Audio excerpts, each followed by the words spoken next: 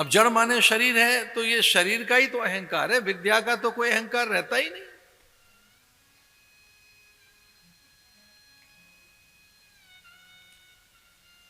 इसलिए हे देव मुझे आप प्राप्त हो।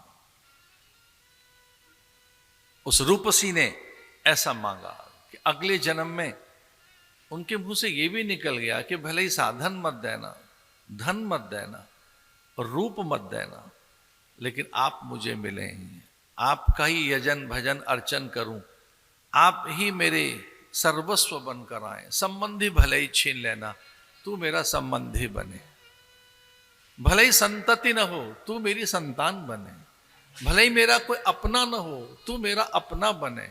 मेरा कोई सगा न हो तो तू मेरा सगा बने। रूपोसी रूपो मही देही, बलम मसी बलम मही देही, सहोसी सहो मही दे। वो कौन थी? ऐसा कहते हैं वो शबरी थी, जिसने भगवान से भगवान को ही मांगा। भगवान ने कहा भले रूप न देना, धन न देना, संपदा न देना, लेकिन आप मुझे मिले, साकार रूप में मिले।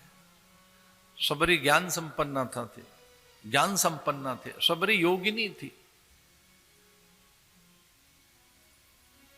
योग सिद्धा थे शबरी। उसने कहा हे देव मुझे आप प्राप्त होना। ऐसे शबरी मतंग मुनि के आश्रम में, मतंग ने कहा था तेरी कुटिया में कोई और नहीं आएगा, वही आएंगे। 16 वर्षीय 16 साल की थी शबरी जब भगवान के आगमन की सूचना देकर गुरु समाधि में चले। गुरु ने कहा कि तेरे द्वार पर कोई नहीं आएगा, पंछी परिंदा अतिथि अभ्यागत आगंतुक कोई और नहीं। जब भी कभी कोई आएगा तेरे घर आंगन में, तेरे द्वार पर, तेरी कुटिया में, तो वो राम आएंगे और कोई नहीं।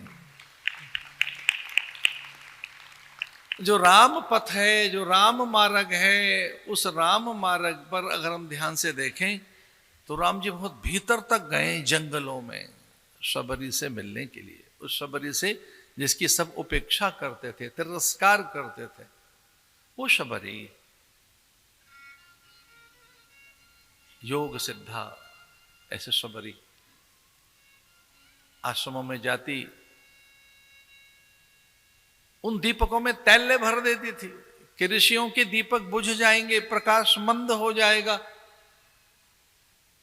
इसलिए हर कुटिया में जाती, महात्माओं के यहाँ, ऋषि मुनियों के यहाँ, उनके दीपक में तेल डाल देती।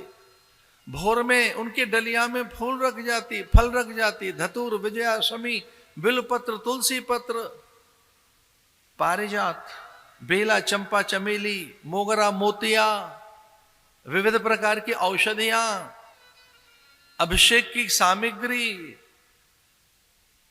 ऋषि मुनि बड़े चकित हैं, बड़े विस्मित हैं। ये कौन आता है जो ब्रह्म मुहूर्त में हमारे द्वार पर फल फूल रख देता है, पत्र रख देता है, शमी पत्र, धतुर पत्र, विजया पत्र, तुलसी पत्र, बिल्व पत्र, क्योंकि कुछ पत्र चढ़ते ही हैं भगवान को। पत्रम पुष्पम फलम तोयम मया भक्ता प्रयच्छति। पत्रम पुष्पम फलम तोयम यो मे भक्तया प्रयच्छति। पत्रम, भगवान को पत्र चढ़ते तो हैं, पत्ते, तुलसी का पत्ता, बेल का पत्ता, दूर्वा, शमी, धतूर, फल, तोयम माने जल। जीवन भर वो महात्मा इस पहेली का हल नहीं निकाल सके। जीवन भर महात्मा ये समझ नहीं सके कि कौन आता है जो हमारे यहां फल फूल रख देता है, हमारे कंटक चुन लेता है, मार्ग बुहार देता है। ये कौन है जो अंधेरे में घाटों पर दीपक रख देता है? ये कौन है जो घाट को स्वच्छ रखता है, पवित्र रखता है? कौन है जो हमारे आसन बिछा देता है? कौन है जो हमारा आलेपन करता है, बंधनवार तोरण द्वार लगाता है, कौन है जो बुहारी लगाता है, कंटक चुन लेता है। ऐसी सेवा करोगे तो सच्चिदानंद आपके घर आएगा, सत्यनारायण आपके घर आएगा। वो ऐसे सबरी, कोई अपेक्षा नहीं है। कोई जाने कुछ कहे कि ये सेवक है, इन्होंने बड़ा हमारा सहयोग किया है, सेवा की है, वो सेवा में गोपन रखना चाहते हैं।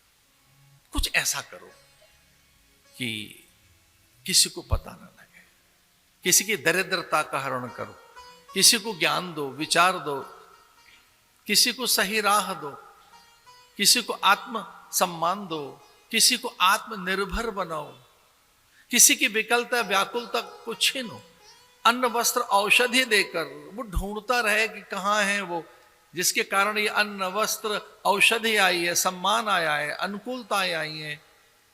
किन्हीं को इतनी ऊंचाइयां दो, वो ढूंढता रहे कि ये अनंत ऊंचाइयां जिनके कारण है वो कौन है। कभी ऐसे सत्कर्म करो छुप कर। मुझे कोई पुरानी पंक्तियां याद आती हैं कि कुछ अब ऐसा भी करें, आओ कुछ अब ऐसा भी करें कि उसके सिवाय खुद को भी पता न हो। आओ कुछ ऐसा करें कि उसके सिवाय खुद को भी पता न हो। कुछ ऐसे सत्कर्म करो ना, उन्हीं से वो रीझ जाएगा।